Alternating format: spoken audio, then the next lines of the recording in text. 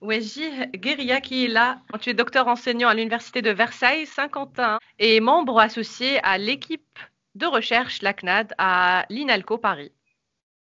Ah, Et c'est tu es là ça. pour nous présenter la chronique linguistique des shots. Un bonjour à tous, voilà, et bonjour à nos amis en Amérique du Nord. Paraît-il, on a quelques personnes qui nous suivent là-bas, donc on pense à vous très fort. Donc, alors aujourd'hui, je vais vous parler du mot jeune. Vous ne verrez plus la jeunesse de la même manière après cette chronique. Alors, la Mhm. situation franco-française qui nous intéresse aujourd'hui concerne une population qu'on aime détester en France pour différentes raisons. Mhm. Alors, est-ce que vous avez Vous une avez petite idée de qui il s'agit, Hannah? Moi, j'ai ma petite idée, hein.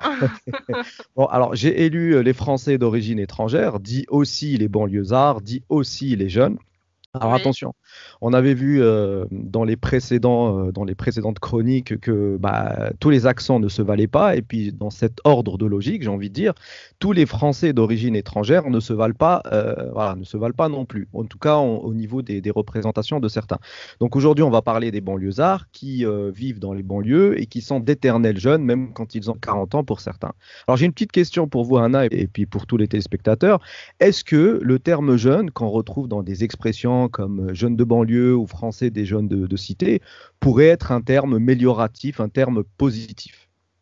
Oui, ça peut être amélioratif si c'est pour faire allusion alors au potentiel linguistique. Je reconnais votre bienveillance, Anna. Effectivement, la jeunesse nous évoque souvent des choses assez positives, mais non. Là, pour le coup, dans ce que nous allons voir, le terme jeune va évoquer, au contraire, des réalités très péjoratives, une tentative d'homogénéisation, gardez bien à l'esprit ce terme, c'est-à-dire de rendre tous ces jeunes semblables. Et pourtant, à la base, bah, le terme jeune avait été utilisé par un homme politique pour être conforme à la tradition intégrative républicaine et remplacer des termes comme arabe ou maghrébin. Alors, si vous me le permettez, hein, je vais faire une petite rétrospective historique. Vous l'aurez compris, pour comprendre le présent, moi j'ai toujours besoin de faire des flashbacks. Et puis, Hannah, tenez-vous bien car vous n'étiez certainement pas encore né. Donc, accrochez-vous. Alors, jusqu'au début des années 90, donc pour désigner les Français d'origine étrangère, une certaine presse écrite, que je ne vais pas nommer, on va dire à droite de la droite, avait pour habitude de parler d'Africains, d'Arabes, de Bougnoul, voire plus si affinité. Alors, ces appellations ne sont pas innocentes, puisque quand on désigne l'autre par son identité géographique et son identité ethnique, eh ben, ça véhicule souvent un discours raciste. Et donc, c'est pourquoi il y a eu la loi du 26 juillet 1990, qu'on connaît plus sous le nom de Guesso-Rocard, qui a limité un petit peu la liberté de la presse, notamment pour les désignations ethniques, et tant mieux, et c'est pas un luxe de la rappeler à certains. Du Terme coup, jeune dans le discours médiatique et politique. alors, je vais répondre à votre question, ensuite je poursuis. Alors, ok, c'est Pierre Jox qui a utilisé pour la première fois le terme jeune pour parler des meutes en banlieue. Alors, ce terme jeune a ensuite été repris sous forme de citation, c'est-à-dire entre guillemets, par une certaine presse que je ne nommerai toujours pas, pour souligner que ce terme, bah, il lui a été un peu imposé, et aussi pour souligner le sens inabouti, incomplet, inachevé de ce terme jeune. Donc ce terme jeune veut tout dire et rien dire à la fois, et le danger surtout, c'est qu'il donne l'impression, l'illusion d'être un mot neutre, un mot objectif, désignant un état biologique, la jeunesse, ça veut dire un mot sans racisme. Alors pour aller vite, hein, vous l'aurez compris, certains journalistes ont su s'adapter au discours politique pour le détourner, se l'approprier. Vous l'aurez aussi compris, hein, on ne va pas tergiverser pendant 36 heures, le terme jeune est une autre façon de nommer le français d'origine africaine. Alors, ce qui est gênant, à mon sens, voire dangereux, c'est que le terme jeune était dans un premier temps limité à cette certaine presse, et puis, chemin faisant, il s'est un peu, on va dire, généralisé, démocratisé, pour qu'il se retrouve un peu dans le discours médiatique et politique français de manière très décomplexée. Alors, il faut savoir que en nommant l'autre, en l'occurrence celui qu'on identifie comme étranger, par un seul trait chronotypique, c'est-à-dire en nous focalisant que sur son âge, eh ben, on passe sous silence d'autres caractéristiques identitaires.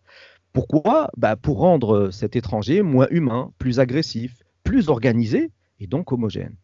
Alors, je vous donne un petit exemple. Dans l'affaire Michel Zecler, qu'on a tous suivi cet hiver, pour être bienveillant, eh ben, les médias ont mis en avant son identité professionnelle, et tant mieux, on a parlé d'un producteur de rap. En revanche, les personnes qui ne bénéficient pas, j'ai envie de dire, de cette bienveillance médiatique, eh ben, sont juste désignées par le vocable jeune, peut-être avec une petite spécificité géographique, jeunes des cités, jeunes des banlieues. Oui. Wajih, est-ce que le terme jeune est accepté par les personnes qu'il est supposé désigner? Ouais, on va s'arrêter 2 minutes là-dessus. Alors, effectivement, ce terme est remis en cause par les personnes que j'ai interrogées dans le cadre de mon équipe de recherche de l'Université de Nanterre il y a quelques années. Et donc, ces personnes opposent le bon jeune au mauvais youth, terme anglais. Alors, et marquent par cette opposition une rupture avec le discours journalistique et politique homogénéisant, qui ne voudrait voir dans ces espaces que des jeunes fascinés par la culture arabo-musulmane de leurs parents, alors que mes recherches montrent tout à fait le contraire. Hein. Des fois, la plupart de ces jeunes ne parlent pas arabe. Et pour conclure, alors, ces manipulations au niveau des mots, au niveau de la langue, cachent malheureusement les problèmes sociaux et économiques de ces banlieusards en diluant leurs revendications dans une fausse problématique qui consiste à opposer les jeunes et leur mal-être aux vieux soi-disant plus responsables. Et pour le mot de la fin, je citerai Jean Jaurès, et malheureusement, quand on ne peut pas changer les choses, eh ben, on change les mots. Et puis là, quand on ne peut pas régler le malaise des banlieusards, eh ben, on les appelle autrement.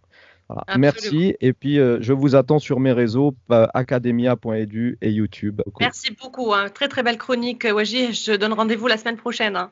À la semaine Merci prochaine. beaucoup. Wajih Guerilla, c'était Wajih Guerilla dans la chronique linguistique.